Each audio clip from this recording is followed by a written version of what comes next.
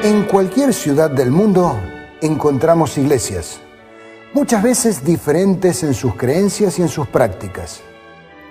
Pero en el pensamiento y generalmente en la doctrina que sustentan los que la frecuentan, está la convicción de que su congregación tiene la verdad. Cada una de ellas pretende estar en lo cierto y casi siempre anatematiza a los otros. Así que cabe preguntarnos, ¿todos los caminos conducen a Dios? ¿Todas las religiones conducen a Dios o hay solo una iglesia verdadera? ¿Estar en una u otra iglesia nos asegura la salvación o corremos algún riesgo al adorar a Dios en la forma incorrecta? Bienvenidos al tema de hoy, que será revelador y nos dará la seguridad que necesitamos.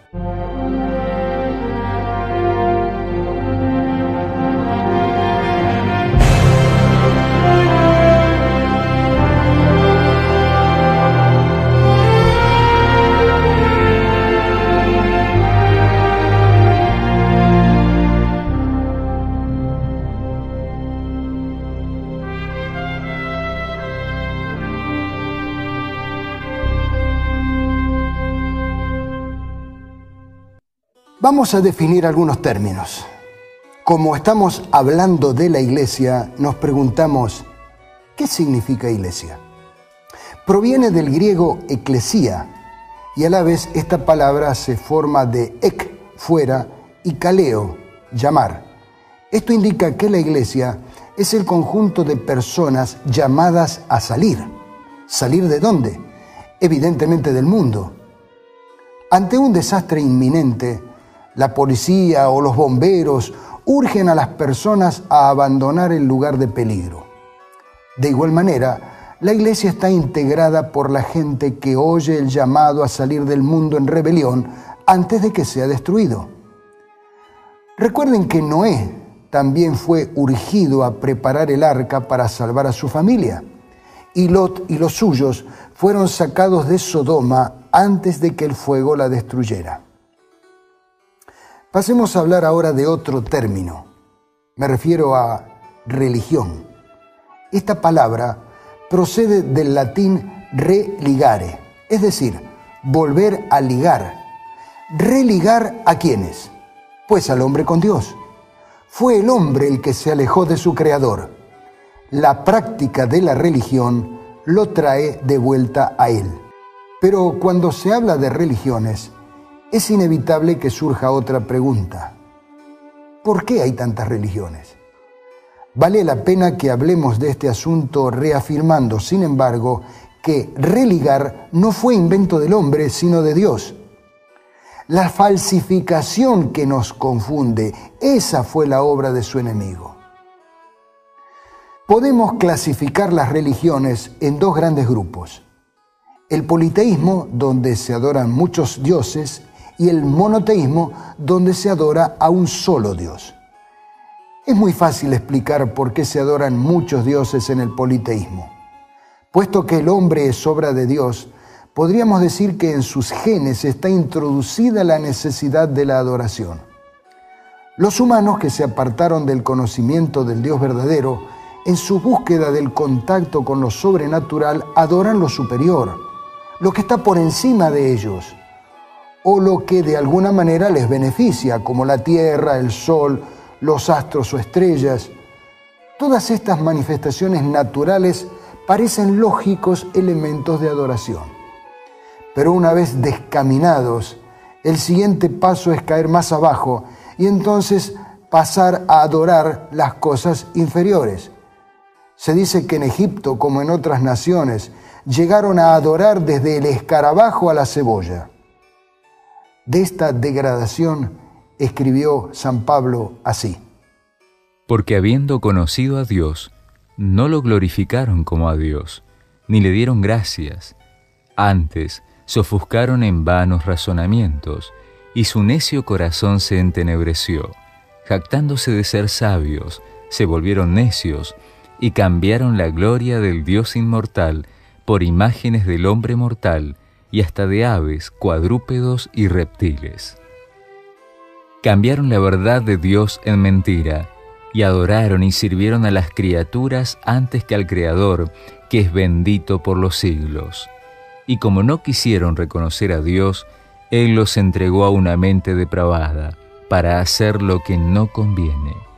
Llegaron a estar atestados de toda injusticia, fornicación, perversidad, avaricia y maldad, llenos de envidia, homicidios, contiendas, engaños y malignidades, murmuradores, detractores, aborrecedores de Dios, insolentes, soberbios, jactanciosos, inventores de maldades, desobedientes a los padres, necios, desleales, sin afecto, crueles, despiadados.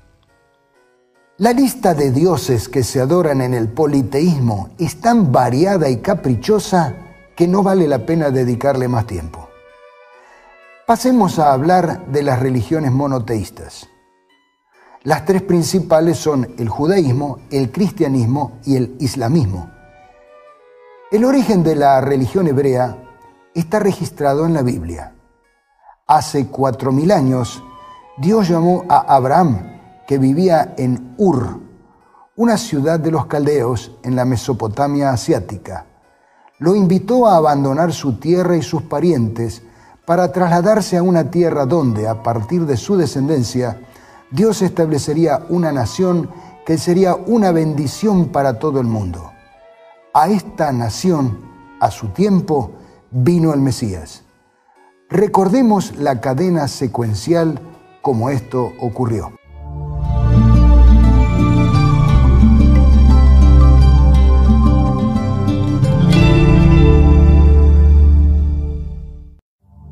La Biblia es la revelación de Dios. Como el Señor Jesucristo afirmó, tu palabra es la verdad. Creemos que ella es la fuente de cualquier verdad. Y una verdad inequívoca es que fue Dios el que buscó al hombre y no el hombre el que inventó a Dios. Como sabemos, existe una lucha milenaria entre la verdad y el error. Esto está manifestado en dos líderes. Por un lado, Cristo, que es el camino y la verdad y la vida. Y por el otro, su enemigo, el diablo, el cual no ha permanecido en la verdad porque no hay verdad en él, porque es mentiroso y padre de mentira. Y por supuesto, esta lucha milenaria también incluye a la Iglesia. ¿Desde cuándo existe ella? Podemos afirmar que desde Adán mismo, porque luego de la caída, Dios lo instruyó a él acerca de la forma en que los hombres debían adorar y cómo podrían salvarse. El método usado, el cordero que él y sus descendientes debían sacrificar, era un símbolo del verdadero Cordero de Dios que habría de venir a morir por Adán y por todos los que descendemos de él. Y es entre los varios hijos de Adán y Eva que aparecen los dos arquetipos de la religión verdadera y la falsa. Ellos son Abel y Caín. El conocido relato bíblico dice que, tiempo después, Caín presentó al Señor una ofrenda del fruto de la tierra. Abel también presentó al Señor lo mejor de su rebaño, es decir, los primogénitos con su grasa. Y el Señor miró con agrado a Abel y a su ofrenda, pero no miró así a Caín ni a su ofrenda. Por eso Caín se enfureció y andaba cabizbajo. La ofrenda de Abel era la que Dios había pedido, porque estaba en armonía con el plan de salvación. Con ella, Abel reconocía que era pecador y que necesitaba ser salvado. En cambio, la ofrenda de Caín fue presuntuosa y simbolizaba su propio camino de salvación. No fue como Dios quería, sino como millones lo dirían más tarde, lo fue a mi manera. Por eso fue natural que el Señor no la aceptara. Y la reacción de Caín es bien conocida: mató a su hermano. El primer crimen que hubo en este mundo fue el fruto de la intolerancia religiosa. Guiado por Satanás, el que no hacía lo correcto mataba al que sí lo hacía.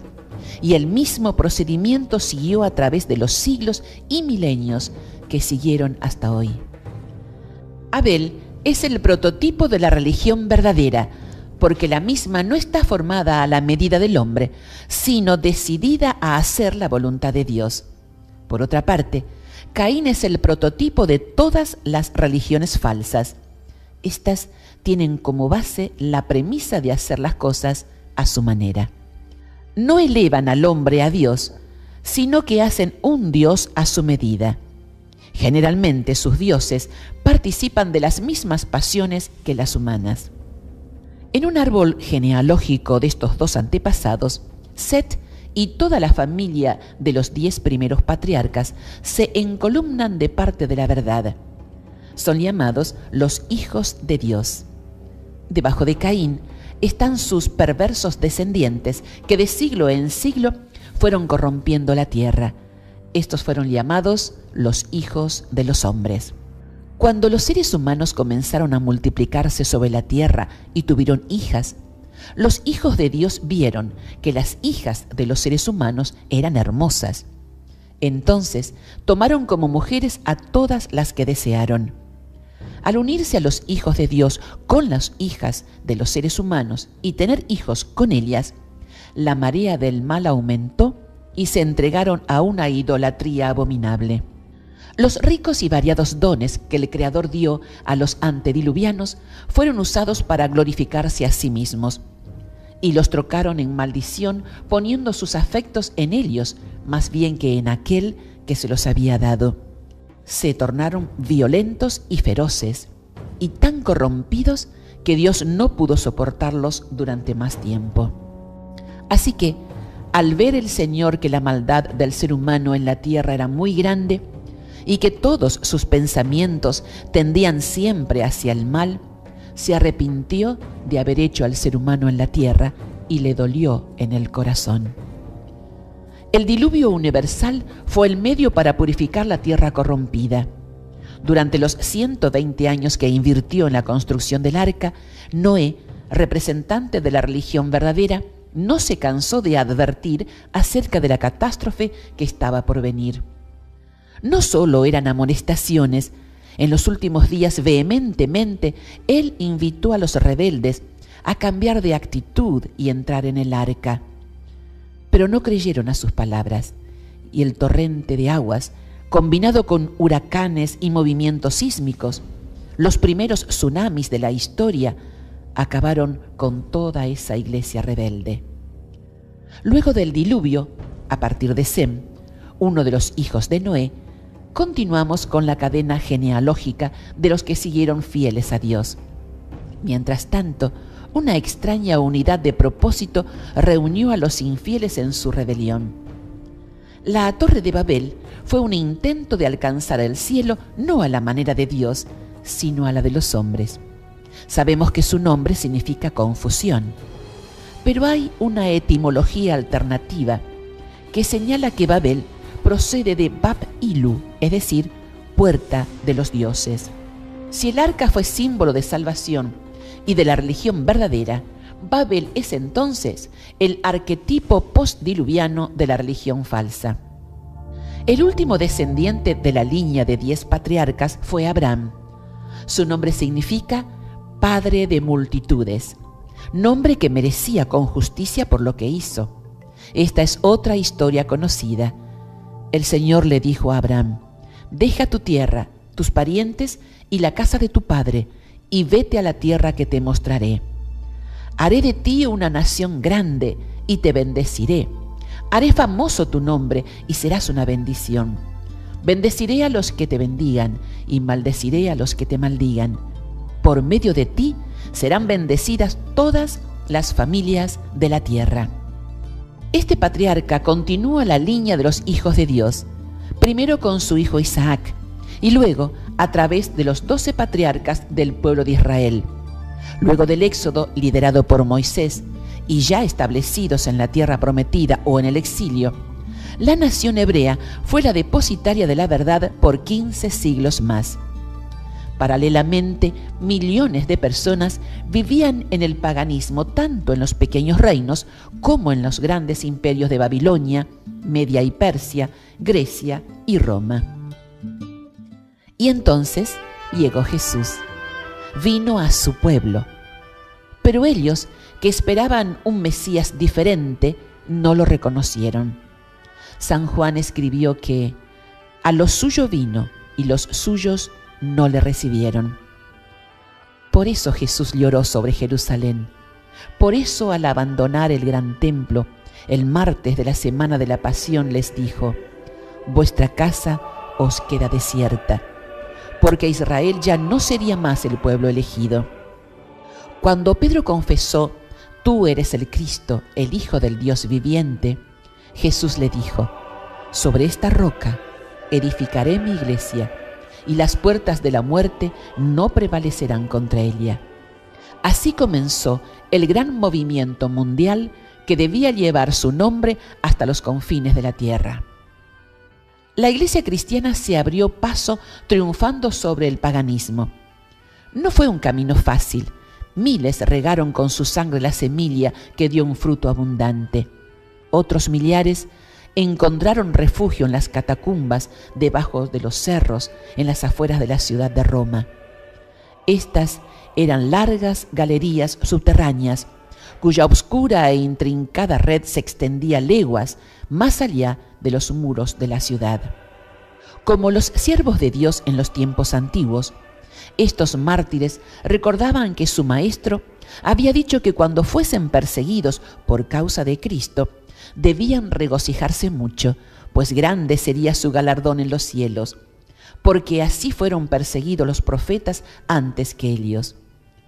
Se alegraban de que se los hallara dignos de sufrir por la verdad y entonaban cánticos de triunfo en medio de las crepitantes hogueras. Vanos eran los esfuerzos de Satanás para destruir la iglesia de Cristo por medio de la violencia. La gran lucha en que los discípulos de Jesús entregaban la vida no cesaba cuando estos fieles portaestandartes caían en su puesto. Triunfaban por su derrota. Los siervos de Dios eran sacrificados, pero su obra seguía siempre adelante. El evangelio cundía más y más, y el número de sus adherentes iba en aumento. Alcanzó hasta las regiones inaccesibles para las águilas de Roma. Dijo Tertuliano, reconviniendo a los jefes paganos que atizaban la persecución: atormentadnos, condenadnos, desmenuzadnos, que vuestra maldad es la prueba de nuestra inocencia. De nada os vale vuestra crueldad. Mas somos cuanto derramáis más sangre, porque la sangre de los cristianos es semilla. Miles de cristianos eran encarcelados y muertos, pero otros los reemplazaban. En vista de esto, Satanás se propuso oponerse con más éxito al gobierno de Dios, implantando su bandera en la iglesia cristiana. El gran adversario se esforzó entonces por obtener con artificios lo que no consiguiera por la violencia. Cesó la persecución y la reemplazaron las peligrosas seducciones de la prosperidad temporal y del honor mundano. Los idólatras fueron inducidos a aceptar parte de la fe cristiana, al par que rechazaban otras verdades esenciales.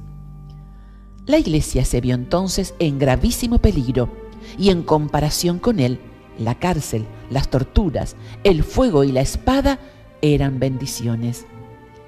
Algunos cristianos permanecieron firmes, declarando que no podían transigir. Otros se declararon dispuestos a ceder o a modificar en algunos puntos su confesión de fe y a unirse con los que habían aceptado parte del cristianismo, insistiendo en que ello podría llevarlos a una conversión completa. Fue un tiempo de profunda angustia para los verdaderos discípulos de Cristo. Bajo el manto de un cristianismo falso, Satanás se introducía en la iglesia para corromper la fe de los creyentes y apartarlos de la palabra de verdad. La mayoría de los cristianos consintieron al fin en arriar su bandera, y se realizó la unión del cristianismo con el paganismo. Aunque los adoradores de los ídolos profesaban haberse convertido y unido con la iglesia, seguían aferrándose a su idolatría, y solo habían cambiado los objetos de su culto por imágenes de Jesús y hasta de María y de los santos. La levadura de la idolatría, introducida de ese modo en la Iglesia, prosiguió su funesta obra. Doctrinas falsas, ritos supersticiosos y ceremonias idolátricas se incorporaron en la fe y en el culto cristiano. Al unirse los discípulos de Cristo con los idólatras, la religión cristiana se corrompió y la Iglesia perdió su pureza y su fuerza, y pasó del territorio de la verdad al del error. Hubo, sin embargo, creyentes que no se dejaron extraviar por sus engaños y, adorando solo a Dios, se mantuvieron fieles al autor de la verdad. A su tiempo, también estos habrían de sufrir la persecución, y no por medio del paganismo, sino por los que se decían cristianos. Era la misma vieja historia: Caín persiguiendo a su hermano Abel. Estábamos hablando de por qué hay tantas religiones. Ya explicamos el origen divino del judaísmo y cómo éste se dio paso al cristianismo. De estas dos fuentes, cristianismo y judaísmo, bebió Mahoma, quien a partir del año 622 estableció un nuevo movimiento monoteísta que hoy conocemos como el islamismo.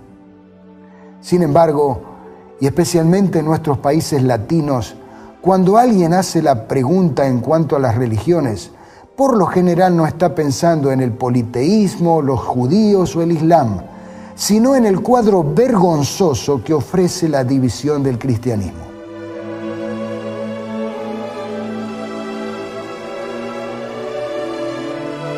Desde su fundación, el árbol genealógico del cristianismo se ha diversificado de una manera escandalosa.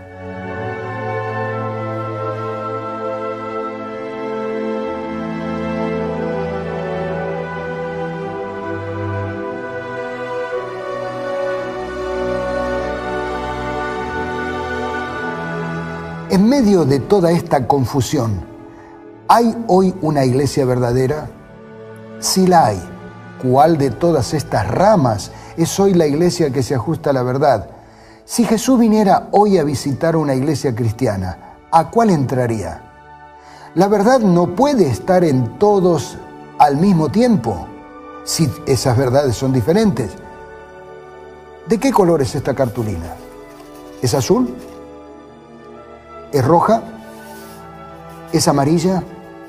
Creo que usted la está viendo. Esta cartulina es blanca.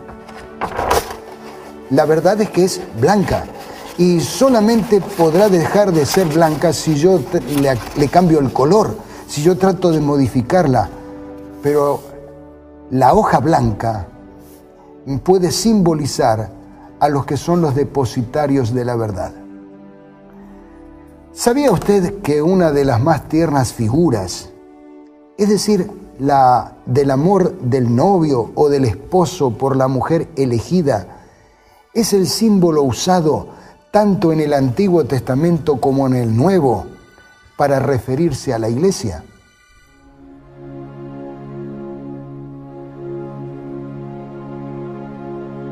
Mire, el libro más significativo en cuanto al amor conyugal es el Cantar de los Cantares. ¿Quién no se ha emocionado al leerlo? Pero para muchos comentadores, el amor de Salomón por la Sunamita es simbólico y representa el amor de Dios por su pueblo. Veamos algunos otros textos reveladores.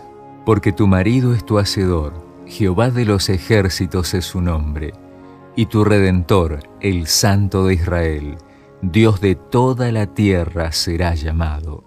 No como el pacto que hice con sus padres el día que tomé su mano para sacarlos de la tierra de Egipto, porque ellos invalidaron mi pacto, aunque fui yo un marido para ellos, dice Jehová. Todo el capítulo 16 del libro de Ezequiel es una parábola o ilustración. Bajo la figura de una niña abandonada en el campo que el Señor protege, Él está hablando de su iglesia. Esa niña crece y lo que ocurre así lo describe el profeta. Tiempo después pasé de nuevo junto a ti y te miré. Estabas en la edad del amor. Extendí entonces mi manto sobre ti y cubrí tu desnudez. Me comprometí e hice alianza contigo, y fuiste mía, lo afirma el Señor Omnipotente. Desafortunadamente, gran parte de la figura de la mujer como esposa o novia del Señor en el Antiguo Testamento tiene que ver con la infidelidad de Israel, tal como aparece en el 2 capítulo de Jeremías. ¿Acaso una joven se olvida de sus joyas o una novia de su atavío? Pues hace muchísimo tiempo que mi pueblo se olvidó de mí. Qué mañosa eres para conseguir amantes, hasta las malas mujeres han aprendido de ti. Contended con vuestra madre, contended, porque ella no es mi mujer, ni yo su marido. Aparte, pues, sus fornicaciones de su rostro y sus adulterios de entre sus pechos.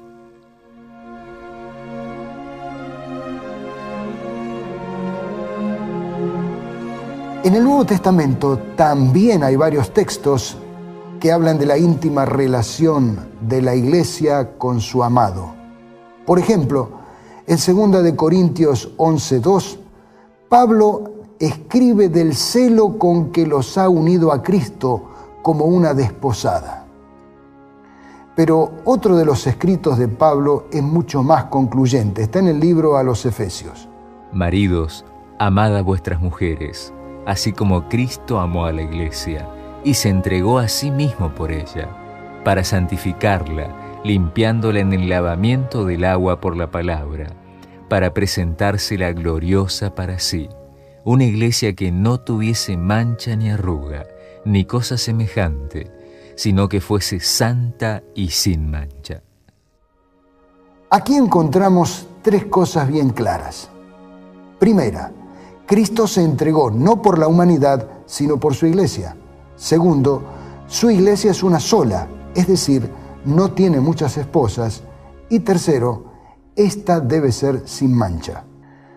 Por medio de una ilustración que está registrada en Romanos 11, Pablo aclara otra cosa acerca de la iglesia cristiana. Israel es un olivo en el cual se han injertado algunas ramas. En otras palabras, la iglesia que Jesús estableció no es otra cosa que la continuación de la iglesia que es Israel. Los mensajes de sus profetas son el cimiento sobre el que se construye la iglesia cristiana. La iglesia del Nuevo Testamento no tiene doctrinas nuevas. Sin cambiar nada, poniendo en la vieja masa la levadura nueva, Jesús vino para engrandecer y explicar las antiguas enseñanzas y sus apóstoles hicieron lo mismo. Creo que usted va a estar de acuerdo conmigo que si hubo una iglesia que con autoridad podía reclamar la autenticidad, fue la iglesia del primer siglo, la iglesia cristiana primitiva. Allí donde estuvieron los apóstoles, allí donde estaba también la Virgen María, esa era sin duda la iglesia verdadera.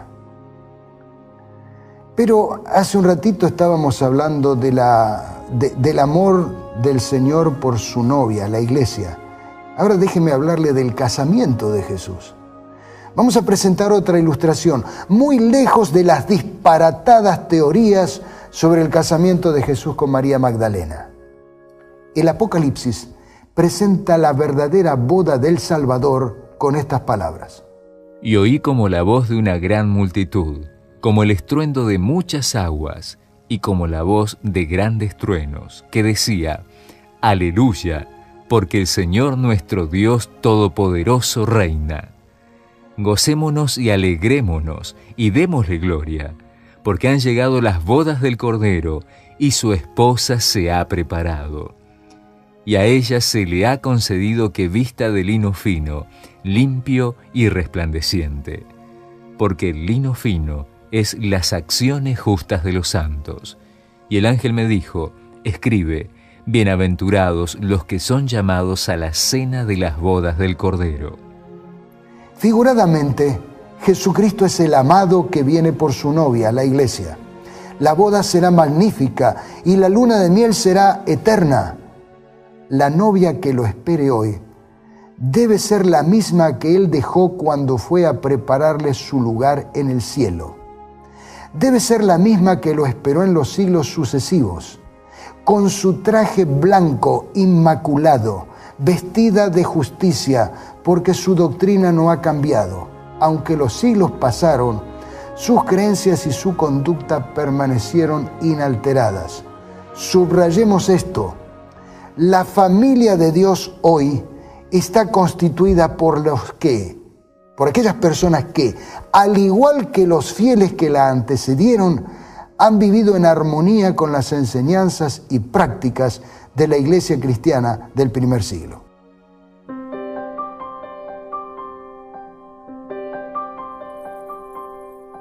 Para poder descubrir la verdadera Iglesia hoy en el siglo XXI, lo mejor será hacer un identikit de la Iglesia del primer siglo, porque así como una persona tiene una cantidad de rasgos que la distinguen de otras, la identidad de la novia de Cristo, la Iglesia verdadera, está perfectamente establecida en la Biblia.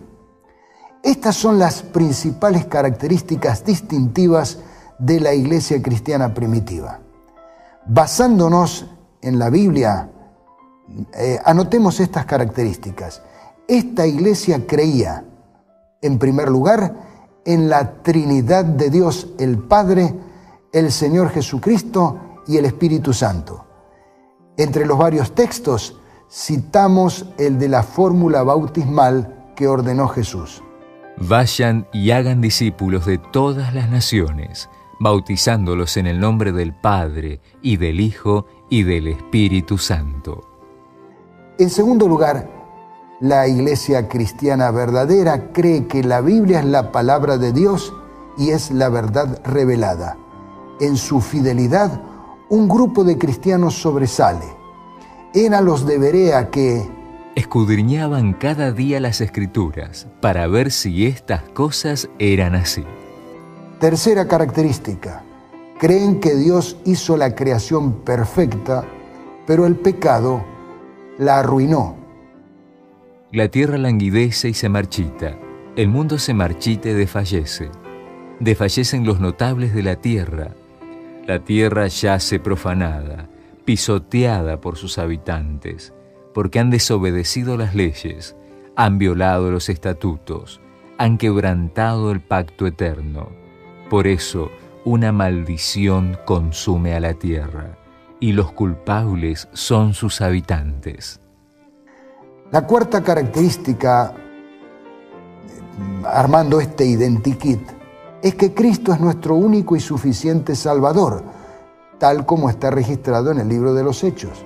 Este Jesús es la piedra reprobada. En ningún otro hay salvación, porque no hay otro nombre bajo el cielo dado a los hombres en que podamos ser salvos. Una quinta característica es que la Iglesia cree que Jesús regresará para restaurar su creación. Aquí está el versículo clave. Cristo fue ofrecido en sacrificio una sola vez para quitar los pecados de muchos, y aparecerá por segunda vez, ya no para cargar con pecado alguno, sino para traer salvación a quienes lo esperan. Una sexta característica que hace a la alegría y a la esperanza de saber que será pronto son las señales que indican la proximidad de su venida. Habrá señales en el sol, la luna y las estrellas. En la tierra, las naciones estarán angustiadas y perplejas por el bramido y la agitación del mar. Se desmayarán de terror los hombres, temerosos por lo que va a sucederle al mundo, porque los cuerpos celestes serán sacudidos. Entonces verán al Hijo del Hombre venir en una nube con poder y gran gloria. Cuando comiencen a suceder estas cosas, cobren ánimo y levanten la cabeza, porque se acerca su redención. Una séptima característica es que guardan los mandamientos de Dios. Creen que guardar los 10 mandamientos es una prueba de amor a Dios. Si ustedes me aman, obedecerán mis mandamientos. Una octava característica: la observancia del sábado como una señal de lealtad al Señor. Yo soy el Señor su Dios. Sigan mis decretos, obedezcan mis leyes y observen mis sábados como días consagrados a mí, como señal entre ustedes y yo, para que reconozcan que yo soy el Señor su Dios. La novena característica, que los muertos duermen inconscientes hasta la venida de Jesús. Tampoco queremos, hermanos, que ignoréis acerca de los que duermen, para que no os entristezcáis como los otros que no tienen esperanza. Porque si creemos que Jesús murió y resucitó, así también traerá Dios con Jesús a los que durmieron en él. Por lo cual os decimos esto en palabra del Señor, que nosotros que vivimos, que habremos quedado hasta la venida del Señor, no precederemos a los que durmieron. Porque el Señor mismo, con voz de mando, con voz de arcángel y con trompeta de Dios, descenderá del cielo, y los muertos en Cristo resucitarán primero. La 10ª creencia es que el cuerpo es el templo del Espíritu Santo. Por eso los miembros de la Iglesia se abstienen de todo lo que sea perjudicial. ¿Acaso no saben que su cuerpo es templo del Espíritu Santo, quien está en ustedes y al que han recibido de parte de Dios? Ustedes no son sus propios dueños, fueron comprados por un precio. Por tanto, honren con su cuerpo a Dios. También la Iglesia cree en los dones espirituales, incluyendo el don de profecía. Él mismo constituyó a unos apóstoles, a otros profetas, a otros evangelistas y a otros pastores y maestros, a fin de capacitar al pueblo de Dios para la obra de servicio, para edificar el cuerpo de Cristo. Y subrayamos la última característica, que el bautismo es por inmersión total. Y yendo por el camino, llegaron a cierta agua, y dijo el eunuco: «Aquí hay agua, ¿qué impide que yo sea bautizado?» Felipe dijo: «Si crees de todo corazón, bien puedes». Y respondiendo dijo: «Creo que Jesucristo es el Hijo de Dios». Y mandó parar el carro, y descendieron ambos al agua, Felipe y el eunuco, y le bautizó. Es importante señalar que no alcanza con una o dos características. El conjunto de creencias que acabamos de presentar es lo que identifica a la Iglesia verdadera. Pero repito, no es una o dos, sino el conjunto, las 12 características que acabamos de mencionar. Una ilustración quizá ayude a entender esto. En la televisión hay muchos juegos. Voy a proponerle un juego. ¿Se anima a jugar? Bueno, usted dirá, ¿y cuál es el premio? Bueno, el premio quizás sea mucho más importante que un viaje a algún lugar bonito. Tal vez sea el premio para usted un viaje a la eternidad. Voy a proponerle el juego. Quiero que usted identifique un parque famoso en el mundo. Usted tiene que identificar. No necesita adivinar, tiene que razonar y descubrir un parque famoso en el mundo. Voy a darle algunas características y con ellas usted tendrá que descubrir de qué lugar estoy hablando. ¿Preparado? Bien, el parque de que le hablo tiene árboles y un hermoso césped verde. Tiene bancos para sentarse, hay muchos pájaros, lo rodean algunas calles, lo visita mucha gente, hay muchas luminarias que de noche lo hacen muy bonito. ¿Ya descubrió de qué parque estoy hablando? ¿Todavía no? Claro, no es fácil, no es fácil. Usted me dirá que todos los parques tienen árboles, césped, bancos y pájaros. Eso es cierto. De la misma manera, las iglesias tienen elementos comunes, es decir, se parecen. Así que voy a darle un par de datos más. El centro de atracción del parque es una enorme torre que al principio se la llamó la Torre de 330 metros y que hoy se la conoce con el nombre de su constructor. Me refiero a la Torre Eiffel. Ya veo que acertó. Sí, es el parque llamado Campo de Marte, que es el principal centro de atracción de París, la capital de Francia. Usted me dirá que así era muy fácil descubrir de qué parque estaba hablando. Claro que sí. La Torre Eiffel es una señal identificatoria, es una marca. Volvamos a la lista de características de la iglesia verdadera. Repasémosla. Es trinitaria, está basada en la Biblia, es creacionista, solo tiene un Salvador y mediador, Cristo, obedece los 10 mandamientos sin quitar ninguno, espera el pronto advenimiento de Jesús, guarda el sábado, es decir, el séptimo día como día de descanso, espera que resuciten los muertos que ahora duermen, cuida su cuerpo como templo de Dios, acepta los dones espirituales, incluyendo el de profecía, y bautiza a los creyentes por inmersión. Desafortunadamente, una gran parte de las iglesias han abandonado la doctrina apostólica y sostienen varias creencias opuestas a los escritos bíblicos.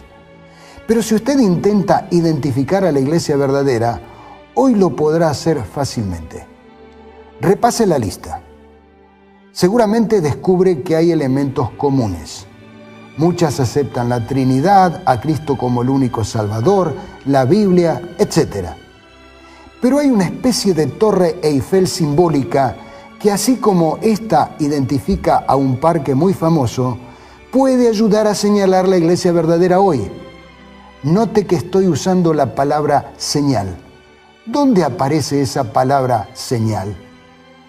La leíamos hace un rato en Ezequiel 20:20. Leámoslo de nuevo.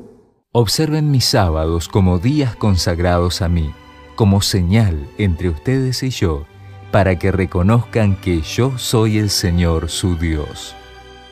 Si la observancia del sábado es una señal definitiva de identificación, si es un sello, y podríamos señalarlo también en la lista de características, tal vez a usted le resulte más claro esta identificación.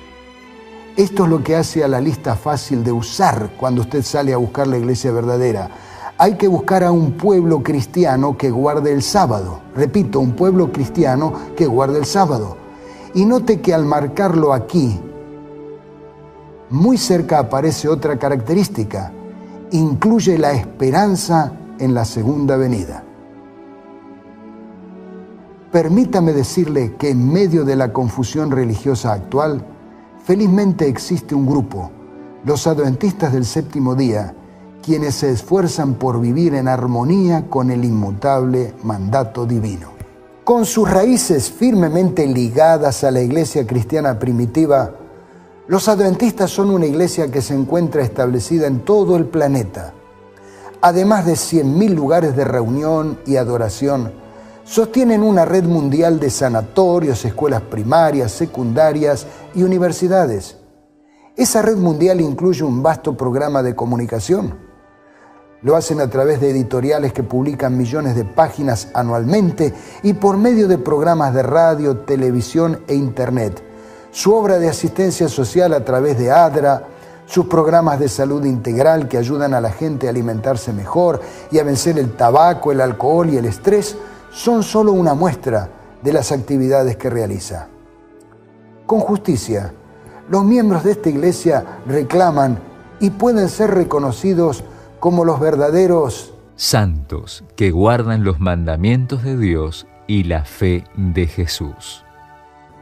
Los adventistas no pretenden ser los elegidos de Dios. Ellos han elegido obedecer a Dios.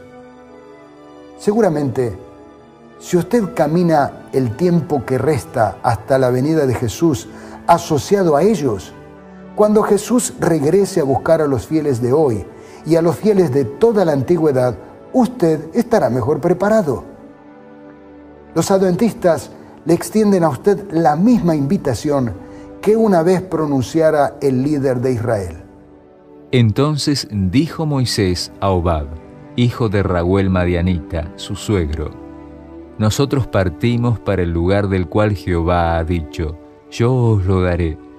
Ven con nosotros y te haremos bien, porque Jehová ha prometido el bien a Israel. Sí, amigo. En nombre de los adventistas, yo también le digo, ven con nosotros. y te haremos bien. Ha sido un privilegio compartir con ustedes estas evidencias que sorprenden.